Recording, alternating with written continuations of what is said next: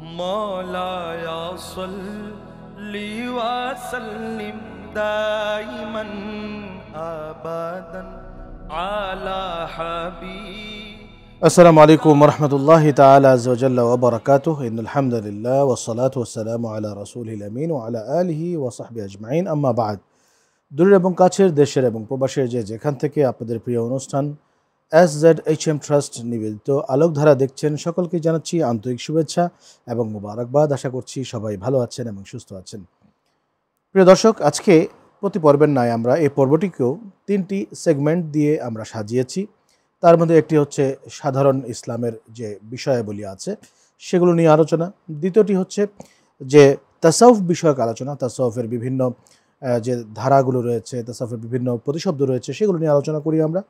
এবং সর্বশেষ এবং তৃতীয় যে সেগমেন্ট রয়েছে তা হচ্ছে একজন সুফির জীবন কথন। তো আজকে আমরা এই তিনটি বিষয়ের প্রথমটি অর্থাৎ সাধারণ বিষয়, ইসলামের সাধারণ বিষয়, যে বিষয় নিয়ে আমরা আলোচনা করতে যাচ্ছি, আর তা হচ্ছে ইসলামের ইতিহাস ও ঐতিহ্যে মাজার সংস্কৃতি। মাজার শব্দটি আমাদের বাঙালিদের তথা বাংলাদেশি বলি, ভারত হিন্দুস্তান বলি কিংবা পাকিস্তান বলি, এই সাবকন্টিনেন্টে অত্যন্ত সুপরিচিত এবং পৃথিবীতে এই মাজার শরীফগুলোকে বিভিন্ন নামে বিভিন্ন আঙ্গিকে ডাকা হয়ে থাকে। মিশরে বলা হয়ে থাকে দারিহ, তারপরে বলা হয়ে থাকে সৌদি আরবে বলা হয়ে থাকে মাকবারা। এই ধরনের বিভিন্ন নামে মাজার শরীফকে নামকরণ করা হয়ে থাকে। ইসলামে এবং ইতিহাসে দেশে এই মাজার কেন্দ্রিক যে সমস্ত ইবাদত এবং ঐতিহ্য, অনুষ্ঠানাদি ইত্যাদি হয়ে থাকে, এ নিয়ে কিন্তু সারা পৃথিবীতে বেশ বাদানুবাদ, পক্ষে বিপক্ষে অনেক কথাবার্তাই হয়। তো আসুন আজকে আমরা ইসলামের ইতিহাসে যে মাজার সংস্কৃতি এবং ঐতিহ্য রয়েছে এ নিয়ে আমরা আপনাদের মনের কোণে জমে থাকা প্রশ্নের উত্তরগুলো দেওয়ার চেষ্টা করব। এবং আপনাদের মনের প্রশ্নগুলোর জবাব দেওয়ার জন্য আজকে আমাদের স্টুডিওতে আমন্ত্রিত অতিথি হিসেবে রয়েছেন ঢাকা বিশ্ববিদ্যালয়ের দর্শন বিভাগের প্রাক্তন চেয়ারম্যান এবং বাংলাদেশ ফিলোসফিক্যাল সোসাইটির সম্মানিত প্রেসিডেন্ট জনাব প্রফেসর ডক্টর কাউসার মুস্তফা আবুল উলাই। আসসালামু আলাইকুম রহমতুল্লাহ বারাকাত। ওয়ালাইকুম আসসালাম রহমতুল্লাহ বারাকাত।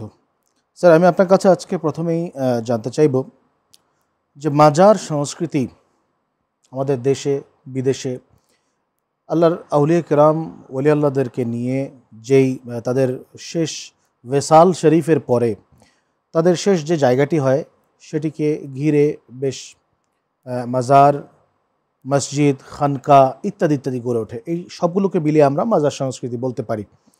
কিন্তু আমাদের বাংলাদেশের পরিপ্রেক্ষিতে এই মাজার সংস্কৃতি বলতে আমরা কি বুঝতে পারি? আলহামদুলিল্লাহ রাব্বিল আলামিন, আসসালাতু ওয়াসসালামু আলা আশরাফিল আমবিয়া ওয়াল মুরসালিন ওয়া আলা আলিত তাইয়্যিবিন আত-তাহিরিন ওয়া আসহাবি আউলিয়া উম্মতি আজমাইন ওয়া বারিক ওয়াসাল্লিম। ধন্যবাদ আপনাকে এই প্রশ্নটি করার জন্য। মাজার সুফি কেরামের বুজুর্গানের দিনের যে সংস্কৃতিটি, এটা ইসলামী সংস্কৃতির অঙ্গ। এখানে জিয়ারতের উদ্দেশ্য, এখানে কোনো মুসলমান কোনো বুজুর্গের কবরে যাওয়া, ফাতিহা খানি করা, এটি মুখ্য উদ্দেশ্য। সওয়াব পৌঁছানো এবং ওলি আল্লাহদের সেইখান থেকে রুহানি একটা ফায়েজ হাসিল করা। এটা সম্পর্কে অনেক ধরনের বিভ্রান্তি থাকলেও এটা মোটেই তৌহিদ বিরোধী নয়। তৌহিদের মূল কথা তো আল্লাহ ওয়াহদাহু লা শারীকের। এখানে গেলে আমার যে ধারণা, তৌহিদের ধারণা আরও সুদৃঢ় হয়, মানুষের মনের মধ্যে আল্লাহর প্রতি টান আরও বাড়ে। সুতরাং যে বিষয়টা যে অনেকেই মনে করেন যে তাওহীদ বিরোধী, আল্লাহর একত্বের বিরোধী, শিরক হয়ে যায়, এই ধরনের ধারণা আছে। আসলে কেউ মাজারকে, সাহেবে মাজারকে আল্লাহর অংশ মনে করে না। শেখ শব্দের অর্থ হলো মানে অংশ ভাবা। এটাকে ইংরেজিতে যেটাকে বলে পলিথেইজম।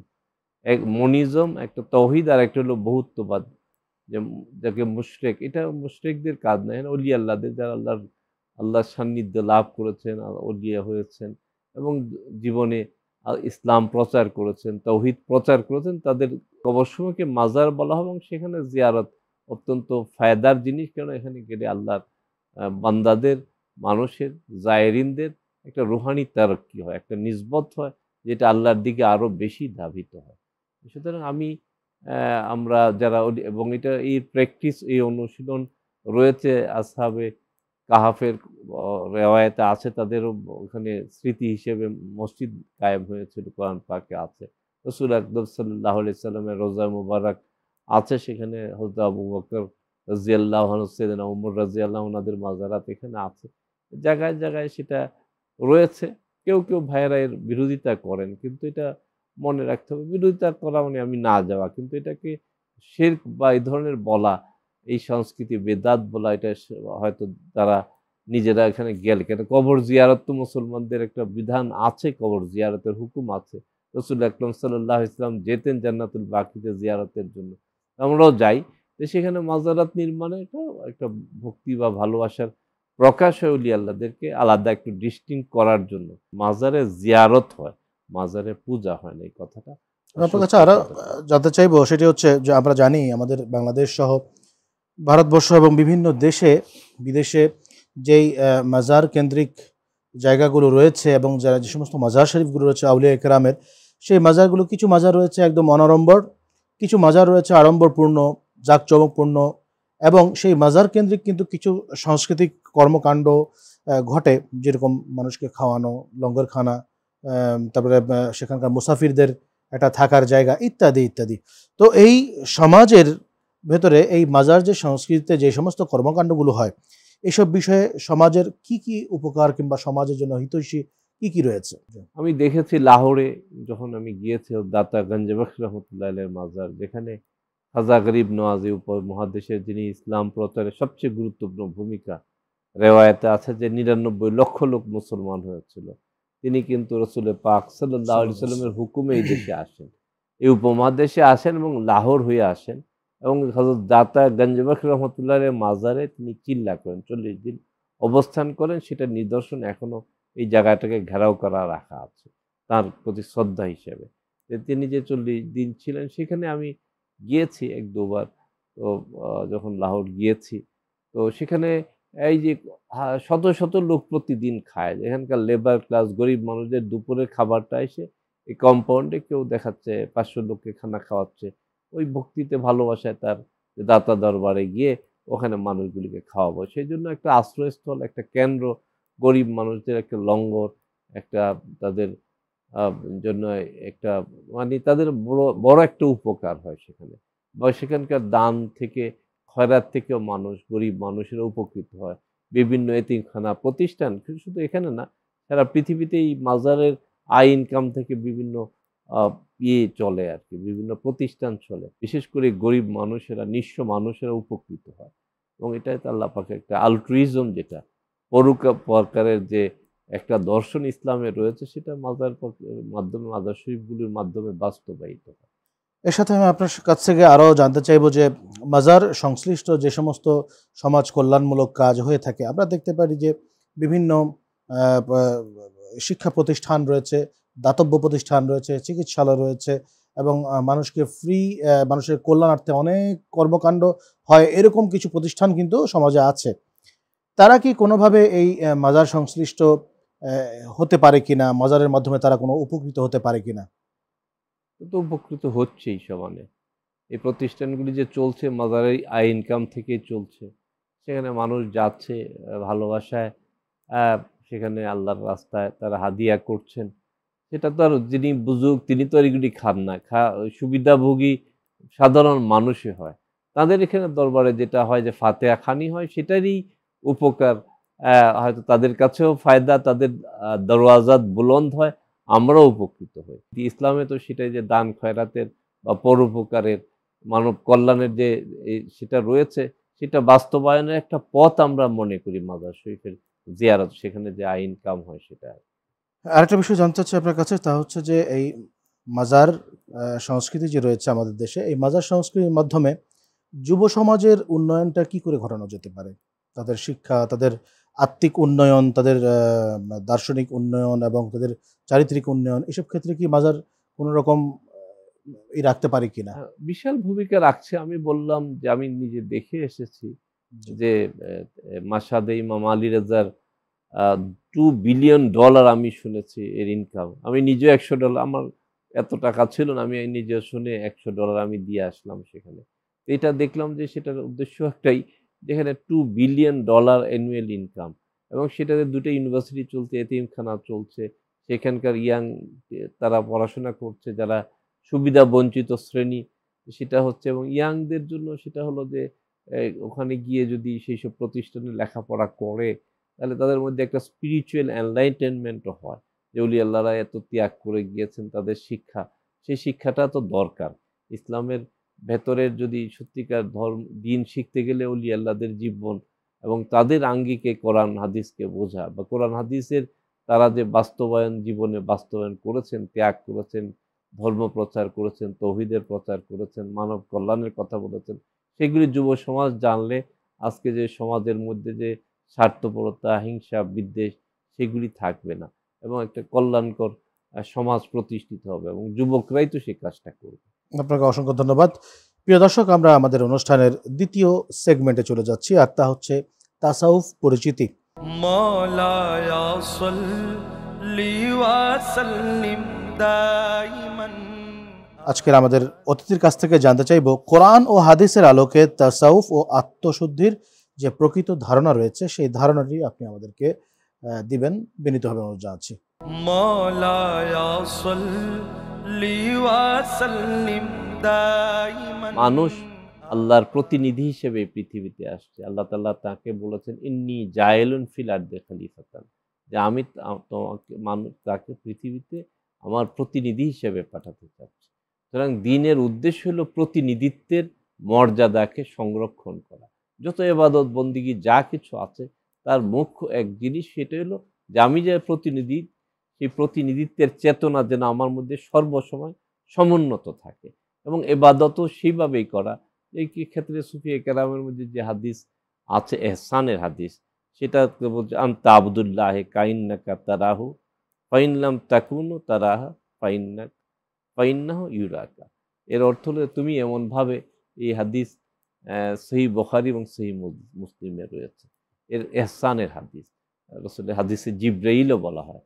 যে হাদিস এমনভাবে আছে যে এর মধ্যে এর উদ্দেশ্য হলো যে তুমি এমনভাবে আল্লাহর ইবাদত করো যে তুমি আল্লাহকে দেখতে পাচ্ছ, আর যদি তা না হয়, সেই লেভেলে না হয়, আল্লাহ তোমাকে দেখছেন।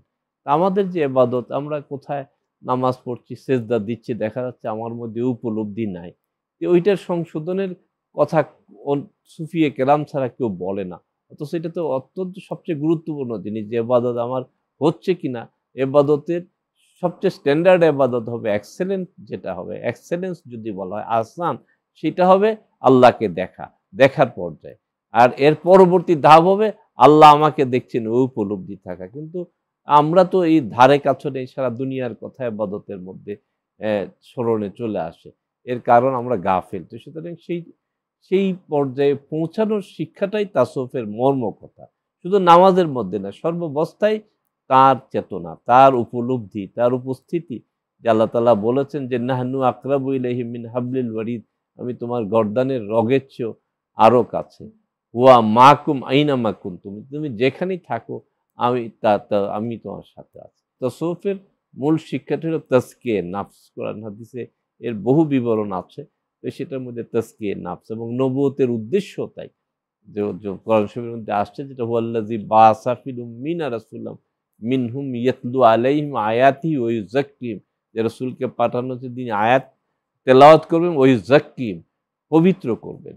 সেই পবিত্রতা, অন্তরের পবিত্রতা, মোরালিটি, নৈতিকতা।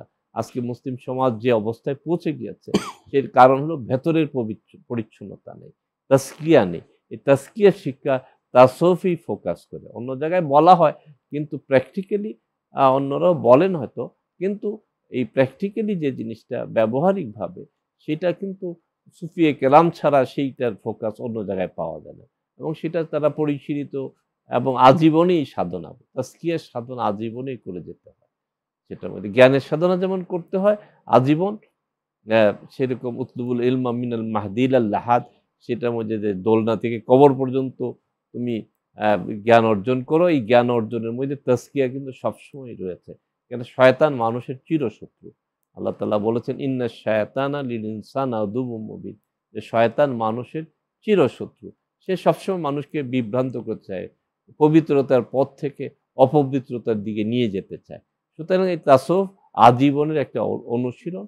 এটা হলো এই হলো তাসউফের মুখ্য উদ্দেশ্যই তাই। আরেকটা বিষয় জানবো আপনার কাছ থেকে, তা হচ্ছে যে আল্লাহ কোরআন শরীফে বলেছেন ক্বাদ আফলাহা মান যাক্কাহা ওয়া ক্বাদ খাবা মান দাসসাহা, সেই সফল যে তার সেই আত্মাকে পরিশুদ্ধ করলো এবং সেই বিফল যে তার আত্মাকে নোংরা করলো। তো তাজকিয়াতুন নফসের বিষয়টা বুঝলাম, কিন্তু যিনি ছোটবেলা থেকে পরিশুদ্ধ আত্মা নিয়ে বড় হচ্ছেন তার জানা উচিত যে কি করে এই আত্মাটা তার কলুষিত হচ্ছে। সুতরাং সেই আত্মা কলুষিত কি করে হতে পারে, কি কারণে আত্মা কলুষিত হয়, এই কারণগুলো একটু বলবেন। কলুষিত হওয়ার কারণ হলো লোভ, লালসা, হিংসা। ইসলাম যেসব জিনিসগুলোকে নিষেধ করেছে সেগুলোকে ভায়োলেশন করলেই সেখানে আত্মা অপবিত্র হয়ে যাবে।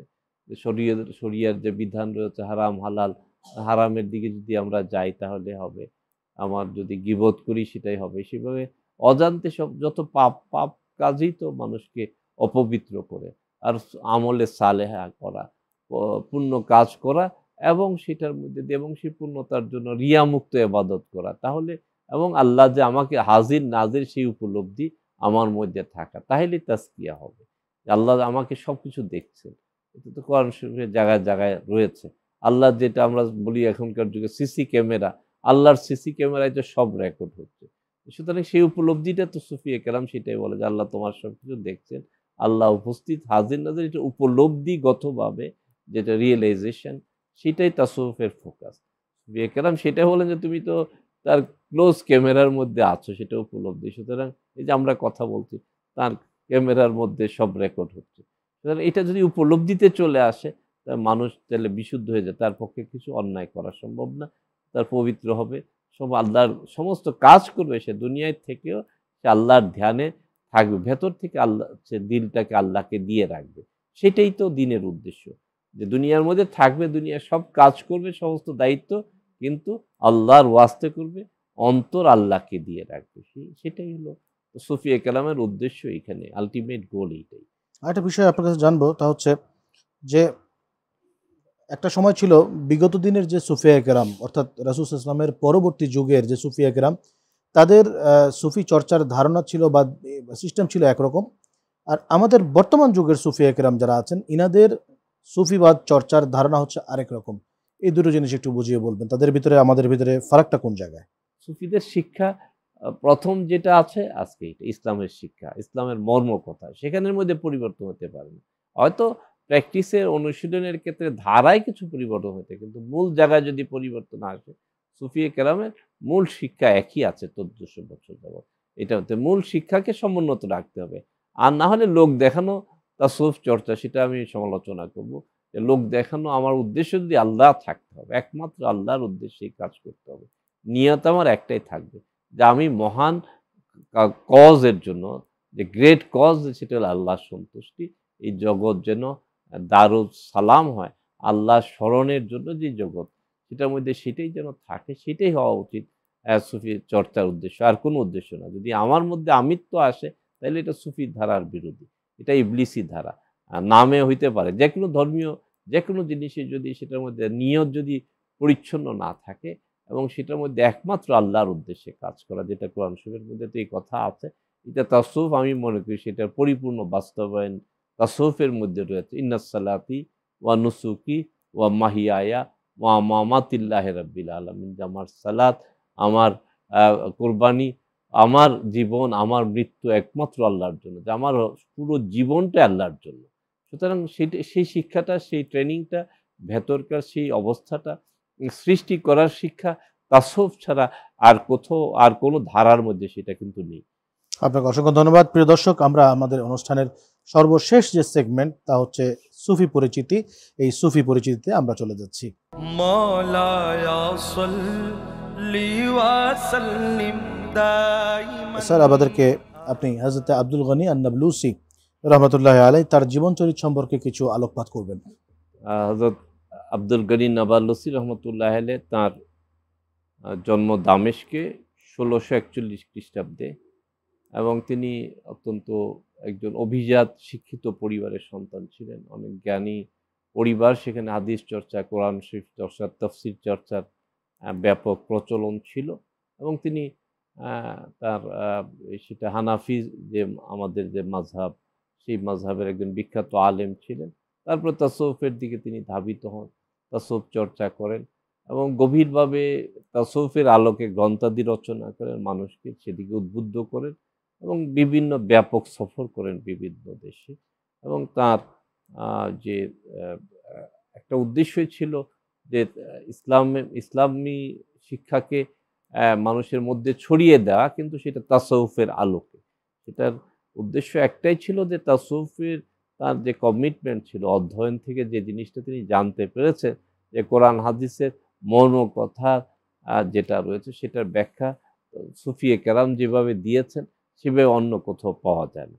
যে ভেতর থেকে বিষয়টাকে অনুশীলন, অনুকরণ এবং বাস্তবায়নের যে পথ রয়েছে, পথ পরিক্রমা রয়েছে, সেটা সুফিয়ে কেরামে। এবং তিনি একজন ইবনুল আরাবি, শেখুল আকবর মহিউদ্দিন ইবনে আরাবি তার একজন ব্যাখ্যাতা ছিলেন এবং সে ইন্টারপ্রিটার ছিলেন এবং অত্যন্ত সেটা আপনারা জানেন যে ওয়াহিদাতুল ওজুদ মতবাদ ইবনুল আরাবির যে সেটা বিখ্যাত সুফি, সারা পৃথিবী বিখ্যাত সুফি। তিনি আসলে অনেকে তার ধারণাটাকে বুঝতে পারে না, ওয়াহিদাতুল ওজুদকে মনে করে যে এটা ইসলাম বিরোধী। আসলে ইসলামের যে সৃষ্টি তত্ত্ব, যে এক থেকে কিভাবে এই বহুত্ব আসলো, সৃষ্টি আসলো, সেটা একটা দার্শনিক সুফিতাত্ত্বিক ব্যাখ্যা তিনি দিয়েছেন এবং এটা পুরোপুরি ইসলামের। যেমন মার্কসিস্ট ওয়ার্ল্ড ভিউ আছে, মেটেরিয়ালিস্টিক জড়বাদী জগৎ ব্যাখ্যা আছে, বিভিন্ন দর্শন আছে। তো সেগুলি দেখা যাচ্ছে ইসলামের যে জগৎ ব্যাখ্যা সেটা আমরা সবচেয়ে বেশি পাই শেখুল আকবর মহিউদ্দিন ইবনে আরাবির ব্যাখ্যায়। তো সেই ব্যাখ্যাটা, সেই দর্শনটা তিনি আরো সেটাকে প্রমোট করেছেন, সেটাকে চর্চা, মানব সমাজে সেটাকে পরিচিত করার একটা প্রচেষ্টা তিনি চালাচ্ছেন, অনুরক্ত ছিলেন সেটা। এবং সেই সাথে সাথে হযরত মহিউদ্দিন ইবনে আরাবি তার আরো একটা উপকার হয়েছে যে তৎকালীন গ্রিকবাদী যে সুফি চর্চা ছিল, সেই গ্রিকবাদী সুফি চর্চা বা অন্যান্য ধর্মের যে সুফি চর্চা, তার ভিতরে হলুলের বিষয়টা যে ছিল, তিনি হলুলটাকে বের করে দিয়ে নিরঙ্কুশ ওয়াহদানিয়তটাকে তিনি কায়েম করেছেন। আপনাকে অসংখ্য ধন্যবাদ। তাদেরকে আমরা সুফি বলবো না, ঠিক, এটা হলো মরমি, গ্রিক মরমি ধারা বা অন্য মরমি ধারা। হ্যাঁ, অন্য দর্শনের মরমি ধারা আছে, কিন্তু সুফি ধারা তো ইসলামের, পিওরলি ইসলামের। ঠিক আছে, আপনাকে স্যার অসংখ্য ধন্যবাদ। প্রিয় দর্শক, আমরা এতক্ষণ যাবৎ আমাদের 3টি গুরুত্বপূর্ণ সেগমেন্ট তথা ইসলামিক বিষয়ে জানা বিভিন্ন বিষয় এবং তাসাউফ বিষয় এবং সুফি পরিচিতি বিষয়ে গুরুত্বপূর্ণ আলোচনা আমাদেরকে উপহার দিলেন প্রফেসর ডক্টর কাউসার মুস্তাফা আবুল উলাই। তো আমরা আসলে মাজার সংস্কৃতি বাংলাদেশের একটি আবহমান কাল ধরে ঐতিহ্যের ধারণ করছে এবং শুধু তাই নয়, ইসলাম, কোরআন এবং হাদিসের রেফারেল দিক থেকেও যদি আমরা এই জিনিসগুলোকে খেয়াল করার চেষ্টা করি বা দেখি, আল্লাহ রাব্বুল আলামিন কোরআনে পাকে বহু জায়গায় তাত্ত্বিকভাবে অথবা ভাষাগতভাবে এর প্রতি জোর দিয়েছেন। বিশেষ করে আমরা যদি মাজার জিয়ারতের উদ্দেশ্যে যাওয়ার বিষয়টা নিয়ে প্রশ্ন করি, তাহলে অবশ্যই মাজারের বিষয়ে জিয়ারতুল কুবুরের উপরে আল্লাহ তাআলা একটা সূরাই নাজিল করে দিয়েছেন 30 পারায়। শুধু তাই নয়, হাদিস শরীফে ইরশাদ করা হয়েছে, আল্লাহর হাবিব সাল্লাল্লাহু আলাইহি ওয়াসাল্লাম বলেছেন, কুনতু নাহাইতুকুম আন জিয়ারাতিল কুবুর ফাল আনা যুরুহা ফাইন্নাহা তুযাক্কিরুকুমুল মাউত, যে তোমরা আজকে কবর জিয়ারত করো। একটা সময় ছিল যে জাহিলি সময়, যখন তোমরা বুঝতে না ভালো কোনটা মন্দ কোনটা, ইবাদত কোনটা, শিরক কোনটা, তখন তোমরা গুলিয়ে ফেলার ভয়ে আমি তোমাদেরকে নিষেধ করেছিলাম যে না, তোমরা কবর জিয়ারত করো না।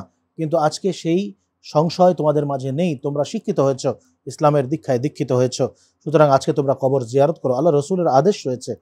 সো মাজার, আমরা অনেকে বলি যে ভাই আপনি মাজার বলেন কেন, মাজার না বলে কবর বললেই তো হয়। হ্যাঁ, কবর হচ্ছে একটা শাব্দিক দিক থেকে বিবেচ্য একটা বিষয়, কিন্তু মাজার যে বিষয়টা রয়েছে, এই বিষয়টার বিশাল একটা ব্যাখ্যা রয়েছে, যা আজকে স্বল্প সময় সেই ব্যাখ্যা দেওয়া যাবে না। শুধু একটি জিনিস জেনে রাখা উচিত যে একজন অনন্য ব্যক্তির শেষ জায়গাটিকে, কবরটিকে মাজার বলে অন্যান্য সাধারণ ব্যক্তির কবর থেকে আলাদা করার কারণেই এই শব্দটিকে চয়ন করা হয়েছে আমাদের ইসলামের পরিভাষায়।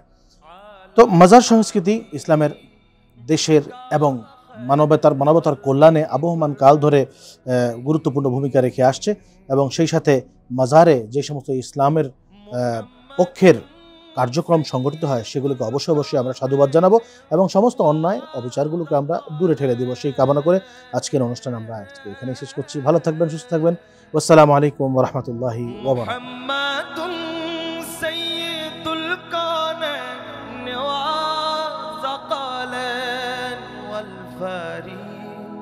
قيني من عرب ومن عجم